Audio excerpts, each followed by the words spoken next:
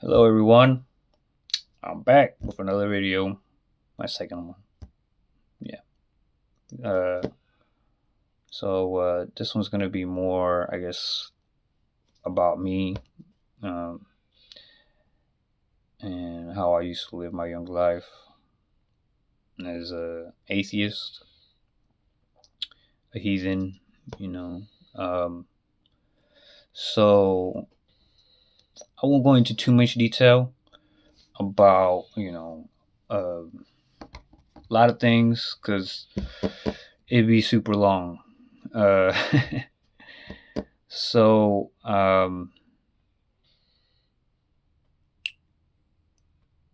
I guess we'll start at 10 years old, right? And before I was 10, I lived in New York. So we'll start at 10, right? And then, I grew up um, I moved to Iowa from New York when I was 10. And then, it's a small town in Iowa. And at 12, I got, I got epilepsy. Um, I have a couple ideas of maybe how it could have happened, why it happened, um, right? And so yeah. So in my high school years, I was the youngest in my grade, um, and let's say I was in high school by the age of 13, right? And I got arrested my first year in high school, and I got dragged out of class. And then that kind of, I guess, tainted my high school life a little bit. Um, I was extremely smart. I think I was really smart. I guess if I didn't do any of that stuff, I probably could have been more successful, right? But I had a very self-destructive behavior, I guess you can say, and I didn't have a father, right? I had a stepfather, and then things went sour with him and my mom, and then myself too. I'm assuming he got tired of taking care of a stepson that has epilepsy, right? And then so he decided to leave, and I never met my real dad. He was my mom had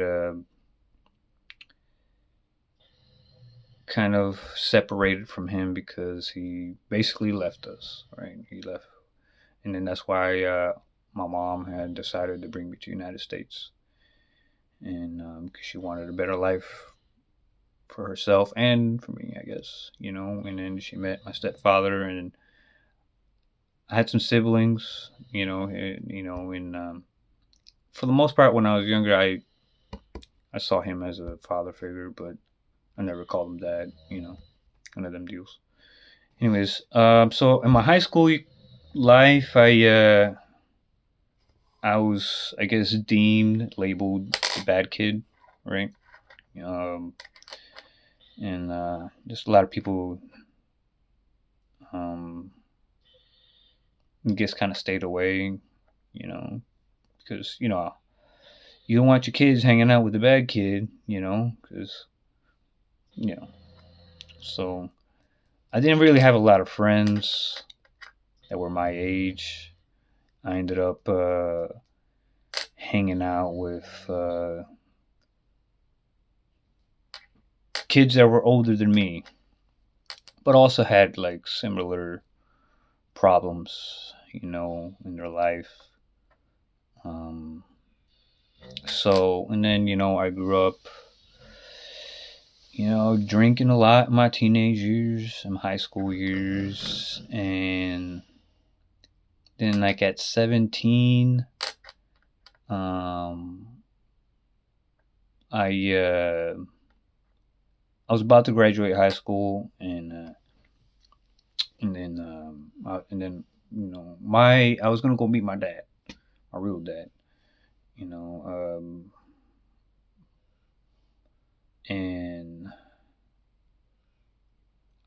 3 months before I graduated high school, my mom comes in and she tells me that my father had been shot multiple times, and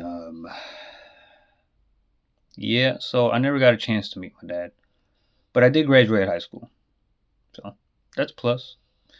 And so after I graduated high school, um, I tried joining the military, but they told me I was more of a liability, because of my epilepsy, and then I really bummed me out,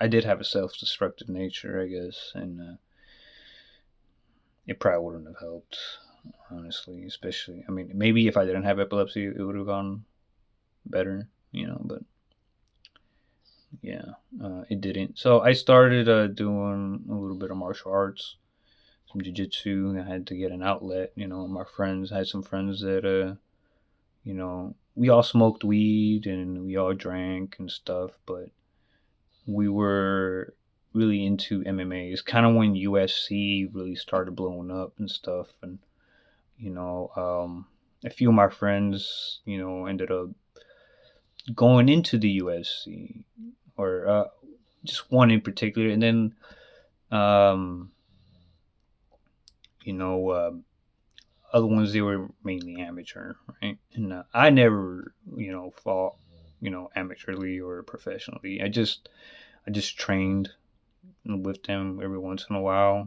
I mean, always had a pretty natural athletic ability to do things,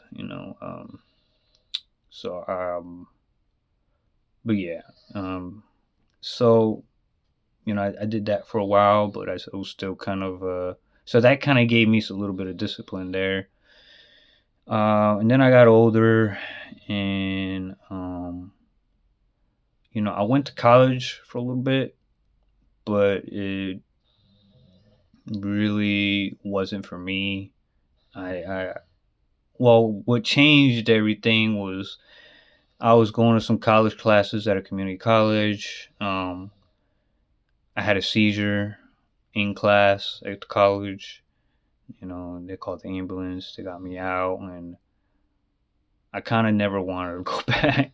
I was a little, I guess, embarrassed, and I never went back. And so I got a job at a factory, and then I had a seizure at work at the factory, and I got let go, and then had another job, and had a seizure there, and at that point in my life, I just I was kind of going through a phase where nothing was going right in my life. Um, and then one morning I saw a video on, it was a commercial, and then it was working on cars, going to school for cars and stuff. And so I told my mom, hey, I'd like to go to school and do something with cars, and so she helped me, right? And at 20, I moved to Houston. I went to UTI, Universal Technical Institute, not the. Anyways, so I lived in Houston for a little bit. I moved down there with my girlfriend at the time, and I was down there. I was going to school, and you know, I was going to school a lot, and I was going through it.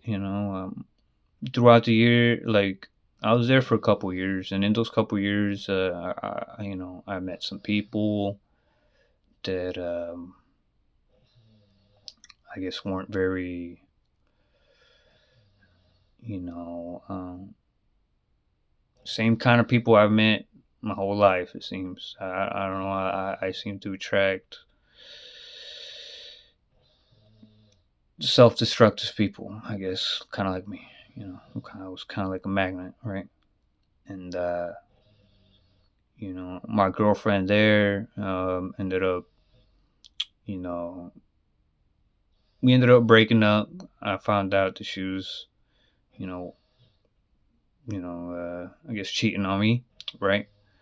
And I was just like, all right. And then like I would get home from school, and one time she was gone, and I kept trying to call her. And anyways, that didn't work out so well for me. So like I was like, all right, well, like she was down there. I don't know who she was with, and I called mom, and I was like, look, she's not answering. I don't know what's going on, and I guess she found somebody. So I'm just telling you guys know we're not together. So and I went about my own on my own, and then after that, I the next day, I got my apartment broken into, and